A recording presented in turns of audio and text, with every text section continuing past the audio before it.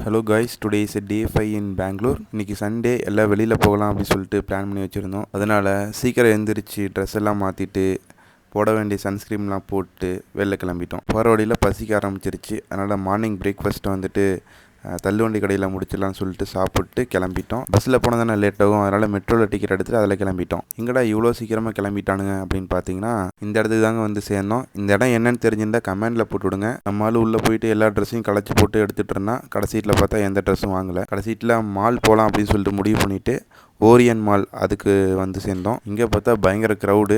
சரின்னு சொல்லிட்டு உள்ளே போனோம். சரி, ஓகே, இவ்வளோ பெரிய கடை இருக்குது, இதில் ட்ரெஸ் எடுத்துடலான்னு சொல்லிட்டு முடிவு பண்ணிட்டு உள்ளே போனால் அங்கே எல்லாம் ஓவர் ரேட்டு.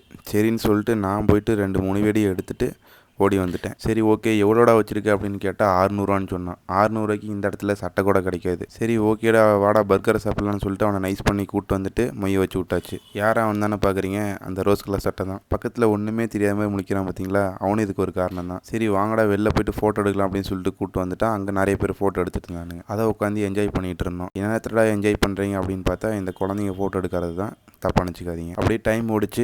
சரி சொல்லிட்டு வீட்டுக்கு வந்தாச்சு. வர வழியில் ஒரு டீயை போட்டு வீட்டுக்கு வந்துட்டேன். அங்கே வந்தால் நம்ம அமேசான் டெலிவரி அண்ணன் கால் பண்ணாங்க. அங்கே போய் பார்த்தா அண்ணனுக்கு வேறு வழி தெரியல. அது வழி சொல்லி கூப்பிட்டு வந்ததுக்குள்ளே போதும்னு ஆயிடுச்சு. சரி, எடுத்துகிட்டு வந்துட்டு வீட்டில் அன்பாக்ஸ் பண்ணிகிட்டு இருந்தேன். என்னடான்னு பார்த்தீங்கன்னா முட்டை வேக வைக்கிறது. இதை பார்த்து நமக்கு ஒரு குஷி ஆயிடுச்சு.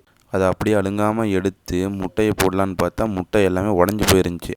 உடஞ்சி முட்டையை போட்டால் ஏதாவது வெடிச்சிக்கின போயிருமான்னு சொல்லிட்டு பொறுமையாக பார்த்துட்டு இருந்தேன்.